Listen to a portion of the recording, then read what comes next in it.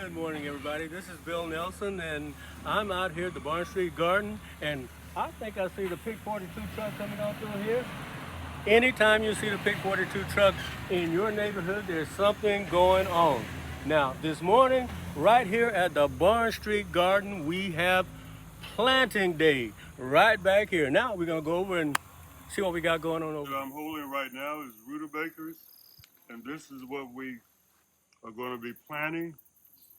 Uh, you see them in the stores with big golden yellow roots. But what you don't see in the store is the tops. And the tops is probably the best part of that. And this is what we'll be planting in our garden today. That's one of the things, right? The other is going to Yeah, be the other is broccoli. Broccoli is one of the healthiest plants that you can plant in your garden and grows very well in this area. Keep you out of the store. And wherever you see these leaves come in, a spear, a broccoli sprout actually grows out of each one of those leaves. But the largest one is usually in the center of the plant. And they usually get about this large, just like you see in the grocery stores. So that's what we're planting this morning. Uh, we can plant other stuff like collards, winter cabbage, and so forth. We're winding down our summer garden. As you can see, we have the peppers over here. There's still peppers over there, still producing. There's few tomatoes still producing. Back here, the okra is doing just really well back here. And but time to wind that down, except for the okra and stuff like that. But we're gonna be planting back in these back three beds back here, this stuff that we have here. And all the green vegetables, leafy vegetables that we grow during the winter time for our fall garden, we can start planting now. And you can start planting this too if you want to get out there, get your hands dirty a little bit, put on some gloves, do what you have to do. And if you have any questions about what you're doing, call me, Mr. Mike. We can get you some answers. Yeah, we can also plant this time of year turnips, and it only takes a small bed like this, and that will feed a family. Absolutely. Really. If you really don't have a large area, a small box garden will actually take you through the winter with your turnips, your cabbage, your collards, and other leafy vegetables. And you'll see we have a limited amount of boxes out here right now, but we got lots of space.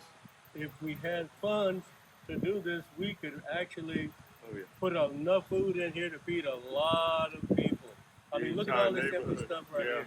We would do that, but we just don't have funds right now to do that. But now, anytime you see us out, you notice our sign right here. It says planting in progress. So that's what's going on. Planting in progress. And when the vegetables get just about ready, we'll put a sign up letting you know that they're ready to be harvested, okay? And when you take some, please take a little for yourself, feed your family, but leave some for the other neighbors, okay? Okay, we have right here, what is that, Mr. Mike? These are rutabagas. We got the rutabagas. We're gonna plant them about a foot apart, okay? Let's demonstrate how we're gonna plant one, Mr. Mike. And you notice we're using our hands. You don't have to use your hands. You can use some tools, and they're tools made especially for this. But God gave us these, and we can use these really good, and it don't cost you nothing extra, okay? So here we go. Let's go. I'm gonna get down here.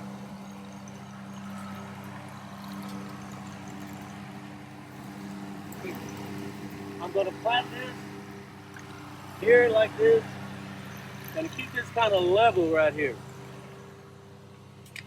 Okay, now you notice it's laying down, but the sun and water will make this stuff stand up, okay?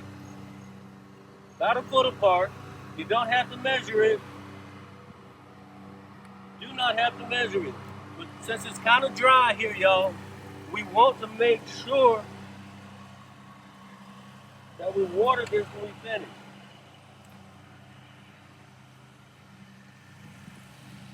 That was kind of hard going down here. That's because there's a wooden beam right here that holds this together, and it's right there, okay? One of the main things about planting these, leave enough space because rutabagas really grow better when they're separated and they're not close to one another. Because like I said originally, the roots will get about this big, some even larger than what you see in the grocery store. So leave enough room because where you see the space here, this particular plant is going to take up all of this space. So leave enough space when you plant. Let me see, Mr. Mike.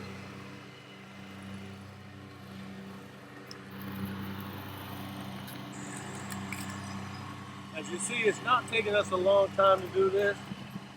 It really doesn't take a long time to plant, but you got to make sure you take care of it, water it.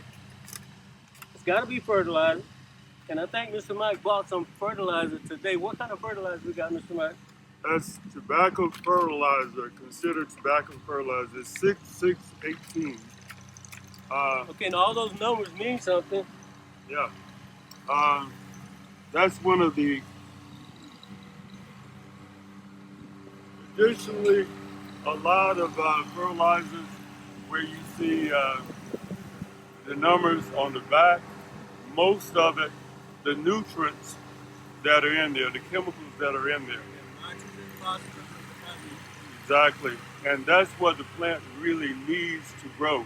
They feed on that. You really don't need to buy fertilizer with 70% rocks and sand. Plants can't use that. Just like we actually eat food, plants use food also. So when you select fertilizer, look at the package and make sure that it doesn't have a large content of sand and rocks. You need nutrients for plants. Just remember that. That's kind of easy to remember, Mr. Mike. We can't eat rock, plants Nah, can't eat it, okay? plants can't even. It takes a heck of a long time for a rock to break down into sand. And Thousands and thousands of years. and this guy told me at one point, you don't take sand to the beach. Well, that can go a lot of ways, Mr. Yes. Mike. But you don't. And in your planning, we don't want to do that either.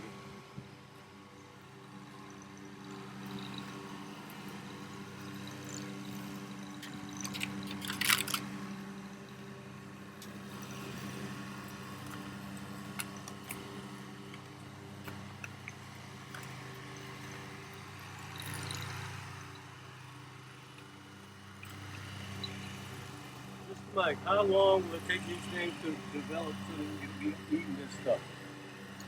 We're planting them early because in this general area, most people wait until after Labor Day, 1st of September to plant. But we're getting ours out a little bit earlier, and the earlier you can get them out and keep them watered, the larger the plants will get, the larger the roots will get. The key is to keep them watered. Yes. It is hot. This can tolerate some heat, but it has to have a lot of water. That helps us to tolerate the heat. And especially getting them started. It takes a lot of care during that time as far as watering.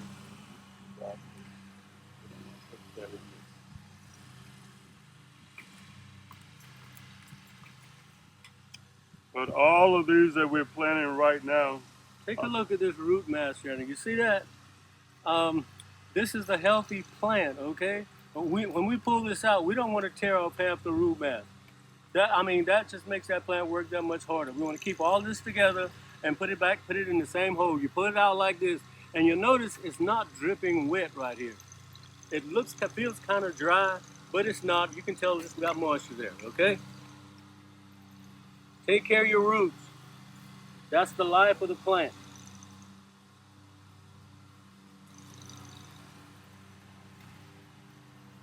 This will probably come out. It will. Yeah. This looks a little dead, but as soon as it gets water, it's gonna be fine. Okay, remember that when you're planting at the house.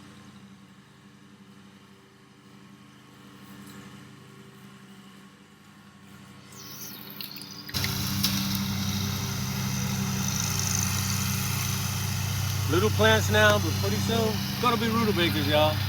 And if you like rutabagas, I know I do, with that soup that my grandma used to make with the cornbread and all that kind of stuff. Good for you during the winter. All right. Anything else, Mr. Mike? I think that's it. That covers it. Okay. Thank you. Well, thank you all very much for watching us. And don't forget, if you have questions, give us a call. And Mike and Bill, we signing off. See y'all another time here. All Happy right. gardening, everybody.